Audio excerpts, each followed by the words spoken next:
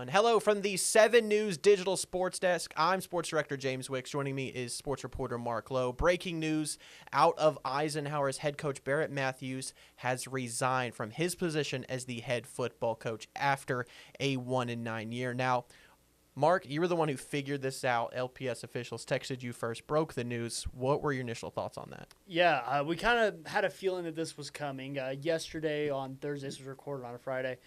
Thursday, we got just a couple inklings of, hey, word's kind of going around that Coach Matthews might be stepping down. I gave a call to LPS just to see what was going on. They hadn't heard anything and just said they'd get back to me. And, boy, they got back to me. They got back to me in a big way today. But, yeah, it's official. Coach Matthews resigning from the position, still staying with the school district, not sure what capacity. I have waiting to hear back on that one still. But, yeah, in terms of football, Coach Matthews no longer headed up the program there. Yeah, and we talked about that, how, one, it could be happening. You got word yesterday.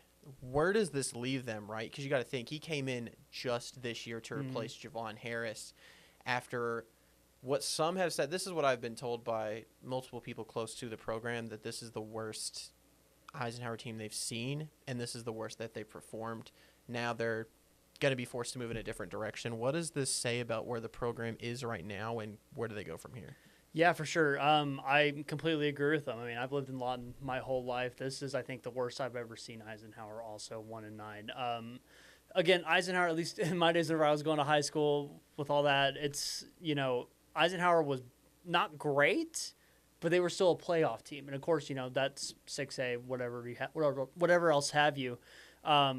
But, yeah, no, this year, 1-9, it's just, that's a rough place to come into. And for Coach Matthews just inheriting that program, he truthfully didn't have a lot to work with also. I don't want to say it feels like he was kind of set up for failure, but it's hard to find success with what you were kind of given with that team. See, I completely agree.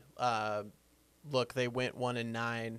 They were handed a tough schedule being in Class 6A2, where there aren't really any easy wins. Right? We talked about all throughout the year, look, they've lost to Piedmont, they've lost to Choctaw, they've lost to a lot of really good teams. And in that district, there isn't very many easy wins.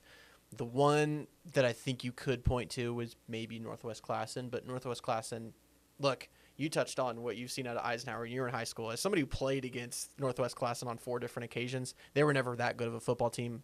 I think this is the best Northwest Classen team that we've seen, at least, honestly, probably in my lifetime. It's probably the reason why they made it to the playoffs for the first time since this millennium, right? But I do think going 1-9 kind of just not great, honestly. It's tough to say anything else about it. Like we talked about it this year. Not the most talented Eisenhower team we've seen. A lot of kids either went to Lawton High or to MacArthur from what they had, and they had a lot of senior leadership last year too that went out the door. Javon's out the door now, and kind of leaves them in a tough spot. No doubt. And like you mentioned, just again, they had a lot going on last year, but they also lost a very talented senior class. Also, Charlie Trotty being the main quarterback, one of the driving forces for that team last year. Sherry Sheridan. There's just the list goes on and on and on. And then once, of course, Javon Harris leaves, a bunch of those talents that were juniors, sophomores, even freshmen, they're going to inner city schools. And now we have Lawton High, also not the best year, but a lot better than Eisenhower was. And then MacArthur hosting a playoff game, one of the better schools in Class 5A now. So for Eisenhower, just kind of where you go from here. I mean, the coaching search is on. The job's posted online. We'll see who they bring in. Lawton Public Schools has a very good knack for bringing in former talent from bigger schools, D1 programs. Coach Harris was OU, Coach Matthews, Texas. They're going to bring in somebody that they're going to look to essentially revitalize this program, make people excited about Eisenhower football. And doing that after a 1-9 season, that's going to be a lot to fill. Absolutely. And I think whoever takes over this program is going to have their work cut out for them, right? We talked about it. Look, that's an extremely young Eisenhower football team. A lot of the narratives that came out, and they're also true, was a lot of the guys playing are playing varsity for the very first time, and they're playing in Class 6A, which is obviously less than ideal. But one positive thing that we can talk about is a lot of the good, and this is coaches close to it, look, a lot of the really good players that go to these Lawton schools start at Eisenhower Middle School. Mm-hmm. The key to me to being successful at Eisenhower is keeping your talent there. If you can do that, you could field a really, really good team.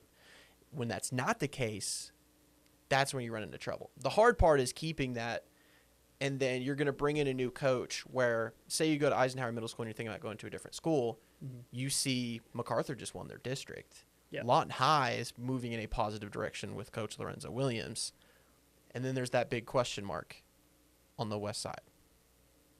That's something that they're going to have to figure out very quickly. Yeah, no doubt. And I think you said it perfectly. They're going to have to work, whoever comes in and coaches this team is going to have to work cut out for them.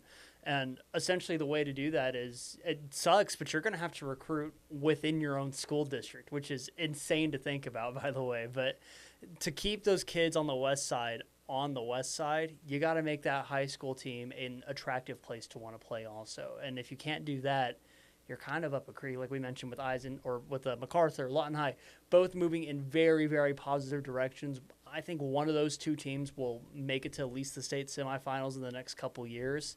I feel like Eisenhower's kind of been set back a very, very long way, but not impossible for them to come back. But like you mentioned, they got to do some recruiting.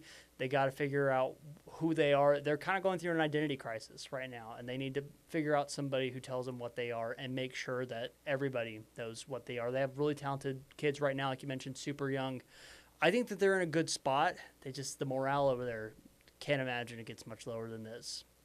Yeah, I'm with you. Look, looking at just from a pure football standpoint, I think in basketball they're going to be fine. Like that's no doubt, that's going to happen. With football, look, I think losing to Northwest Classen cannot happen. Making it close against U.S. Grant cannot happen.